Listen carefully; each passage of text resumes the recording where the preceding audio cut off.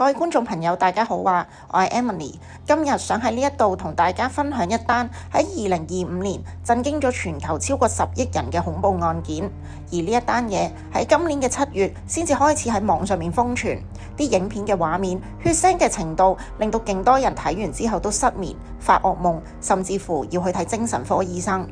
外國傳媒 Vice 話呢一個可能係史上第一部真實為商業目的而製作嘅虐殺影片，因為早喺2025年嘅2月開始，有11段嘅影片同埋98張嘅圖片就已經喺暗網同埋 Telegram 上面出售緊。今日就等我幫大家咁樣去完整解救呢一單驚天慘案。不過喺正式開始之前，都想特別提醒大家，呢一單案嘅內容係極度血腥同埋暴力。如果你接受唔到呢一類型嘅內容，麻煩依家就請你撳走，唔好繼續再睇落去。時間，我哋返到去2025年7月26號，有一段名為《越南屠夫》嘅血腥影片就開始喺 Telegram 嗰度流傳，最後更加流出去到一啲公開嘅網站。影片係由多個角度去拍攝。畫面入面係一個冇着衫嘅男人攤咗喺鋪住白色嘅瓷磚嘅浴室地下。當佢達到性高潮嘅嗰一刻，一個戴住 Guy Fawkes 嘅面具兇手就用菜刀將佢當場斬首。後續嘅圖片展示咗一啲處理屍體嘅過程，堆疊咗嘅一啲肢體，同埋係攞咗一啲疑似係人肉同中藥去煮出嚟嘅燉湯畫面。而影片嘅最尾，兇手就戴住一個藍色嘅醫用口罩，一隻手就揸住受害者個頭喺度自拍。更令人嚇親嘅係，案發之前其實仲有一段嘅排練影片流出咗，顯示個兇手將個菜刀放咗喺受害者嘅頸上面去試位，之後佢仲有攬住個受害者。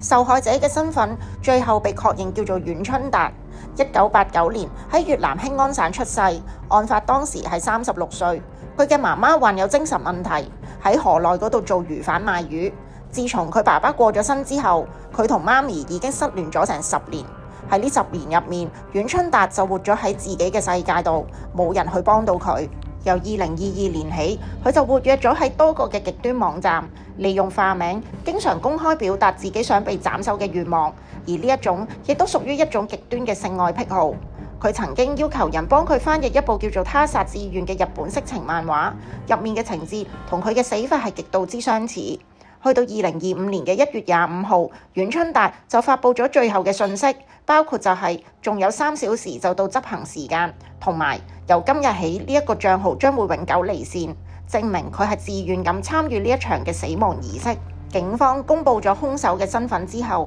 更加就係震驚咗全越南。喺2025年嘅12月3號，越南公安部公布呢一個兇手就係57歲嘅段文生，佢係前諒山省市場監督管理第4隊嘅副隊長。一個本應該去執法嘅公務員，竟然犯下一種咁恐怖嘅罪行。最估你唔到嘅係，原來個案發地點就係喺佢工作嘅地方諒山市志寧街81號，亦即係第4市場監管隊嘅前總部。段文生同埋阮春達係喺2020年透過社交媒體所互相認識，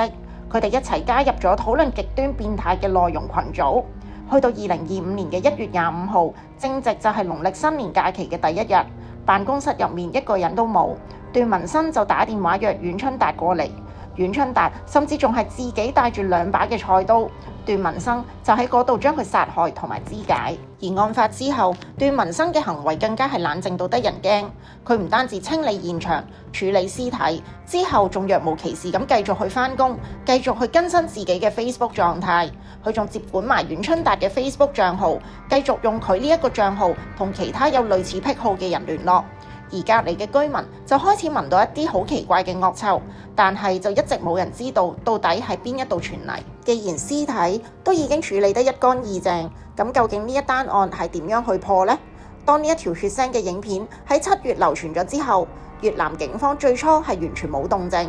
但係就有一班熱心嘅網民決定自己去調查。佢哋首先通過咗影片入面嘅地板瓷磚同埋家居用品，確定咗兇手同埋受害者都係越南人。推斷案發嘅地點可能係中越邊境，佢哋一路追查去到極端網站，揾到化名 Dead beheading， 成功確認到受害者就係袁春達。到咗2025年嘅11月中，調查終於出現咗突破性嘅進展。一個匿名人士公開咗佢同袁春達喺1月22號至到25號期間嘅 Messenger 對話，而對話入面顯示有一個叫 Cam Tan Chong 嘅賬號，而 Tan Chong 亦都係兇手個仔嘅名，就發送咗一個案發地點嘅地址，就係亮山市志寧街81號，亦即係第4市場監管隊前總部。一個名為好奇者嘅 YouTuber 同埋網絡偵探就利用咗呢一個線索，追蹤到一個論壇用戶名 Tan Chong 1111，喺11月20號成功將呢一個賬號追蹤到去段文生。而最犀利嘅一定就係呢一班網絡偵探，因為佢哋揾到好多關鍵嘅證據，包括佢哋發現咗段文生有一個明顯嘅胎記，身上面有一個紋身寫住13/9那天。佢哋仲發現咗段文生影出嚟嘅相入面嘅門同影片入面嘅門係極度相似，加上用戶名 Tan Chong 1111同段文生個仔嘅名係有關係，最後就成功定位到案發地點就係段文生工作緊嘅 office。2025年嘅11月23號，一份長達88頁嘅調查報告就喺 Facebook 上面發布，後來仲增加到110頁。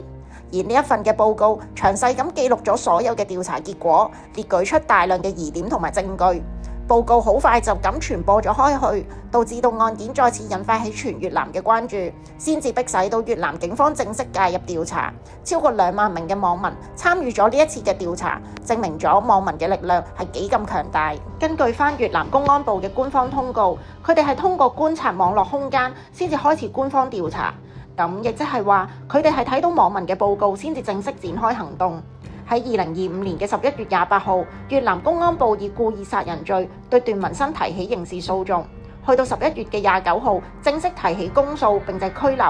12月3號公佈案件已經偵破，段文生被捕。12月9號，公安部副部長向亮山警方發出正式嘉獎。12月10號，公安部建議擴大調查範圍，以獲取更加多嘅證據。相信好多人都同我一樣會咁諗，去質疑會唔會仲有其他嘅受害者出現。但係目前官方只係確認咗1名受害者就係袁春達。不過就有證據顯示，段文生喺接管咗袁春達嘅社交賬號之後，有繼續同其他嘅死亡愛好者進行聯絡，試圖想揾更加多嘅受害者。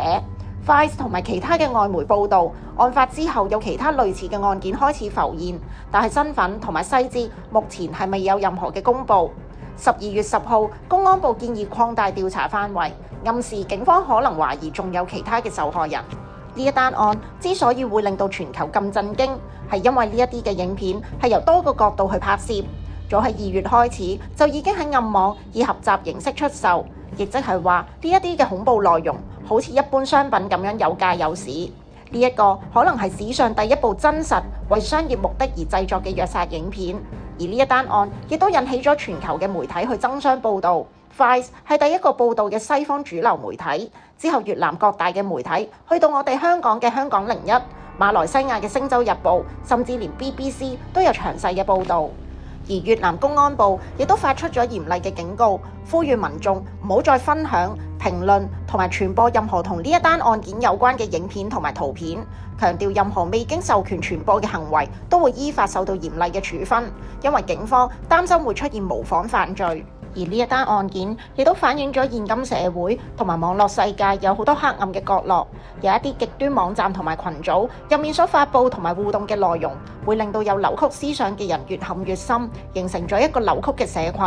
如果你發現身邊有人擁有呢一種極端思想或者行為，希望大家都可以伸出援手，或者咁樣就可以救返一條性命。而越南警方今次之所以可以破案，係因為有超過2萬名嘅網民自發去調查，製作埋詳細嘅報告，先至可以令到兇手有機會繩之於法。即使受害者係自願，傷害他人依然係嚴重嘅罪行。呢一個喺法律上面雖然叫做同意殺人，但係法律嘅立場就非常之明確同埋清晰。無論受害者係咪同意，殺人就係殺人，必須要負擔法律嘅責任。其實香港都發生過類似嘅案件，就係2001年轟動一時嘅黃家梅命案。當年23歲嘅黃家梅因為感情問題同埋經濟壓力，要求佢嘅網友丁啟泰殺死佢。丁啟泰最後都真係喐咗手。案發之後，丁啟泰同樣辯稱係應女方嘅要求。但係香港法庭最終裁定佢謀殺罪名成立，判處終身監禁。生命權始終都係唔可以轉讓，任何人都冇權利去剝奪他人嘅性命，即使對方同意都係咁話。再加上就係暗網，有好多嘅不法分子為咗錢而製作同埋出售唔同類型真實殘酷嘅極端影片，呢一啲影片同埋相都係對我哋人性嘅極度踐踏。呢一啲影片唔單止記錄咗一條生命嘅消逝，仲將佢商品化，變成可以買賣嘅物品。呢一種行為已經超越咗我哋人類社會最基本嘅道德底線，亦都反映出網絡世界某一啲嘅角落已經去到一個幾咁扭曲同埋病態嘅地步。自從呢一單案件被媒體廣泛報導之後，相信有啲人或者都會好奇想睇下段片。最後，我想喺度強烈咁呼籲大家唔好刻意去搜尋或者傳播任何同呢一單案件有關嘅血腥影片或者圖片，去引發更加多人嘅不安。因為呢一單案目前調查仍然都係進行中，越南警方之後可能會發現更加多唔同嘅證據同埋潛在嘅受害人。好啦，今日我就同大家分享到嚟呢度啦。我係 Emily， 如果你鍾意今集嘅內容，記得就俾個 like， 留言一下你哋對呢一單案嘅睇法。最緊要就係訂閱我嘅頻道。我哋下集再見，拜拜。